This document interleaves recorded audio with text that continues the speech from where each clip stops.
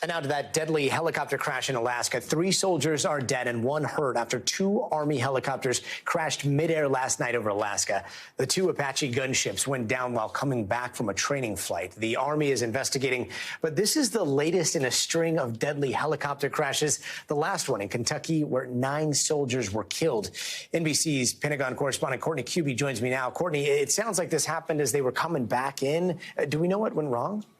That's right. We don't. And what we do know is that it occurred during daytime. There are no reports of any adverse weather or limitations in their visibility. So the Army is now looking at what could have happened that caused these 2 helicopters to crash midair like this. And not only was there the crash that you mentioned last month that killed the 9 U.S. soldiers, there was also one even before that in February that killed 2 Tennessee National Guardsmen. Again, and that was also a Black Hawk helicopter. Now, what we're learning late this evening, Gotti, is that because of this string of crashes, tonight, the Chief of Staff of the Army has ordered an aviation stand down. What that means is that no U.S. Army helicopters can fly anywhere in the world temporarily until all U.S. Army pilots receive some new training. Now, what this indicates is that it doesn't seem to be a concern about the platforms or the types of helicopters. As I said, we had the Black Hawk helicopters in the 2 recent crashes, but yesterday's were Apaches. It doesn't seem to be the platform.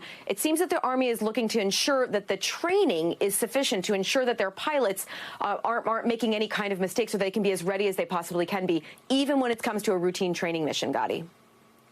Now, Courtney, is the Army still treating these as isolated incidents, the other crashes and the one we just saw, or is there something else, something bigger at play here? They're not really sure. In short, you know, as you mentioned, there's some Army investigators are coming from Alabama. They're on their way to Alaska right now to try to figure out what happened here. But, you know, as I said, there's 2 different platforms here. So we have the Blackhawks and the Apaches. There was different weather at the time. In the case of the 9 soldiers who were killed near Fort Campbell last month, it was a nighttime mission. Yesterday in Alaska was a daytime mission. So there are a lot of factors that were completely different in these 3 crashes. But again, the fact that they were all Army aviation assets and they were Army pilots. That's why the Army is looking to make sure and taking the action, this pretty major move of a complete stand down of all their aviation assets, temporarily anyway. They're making that move to ensure that there's not some problem here that they need to dig out.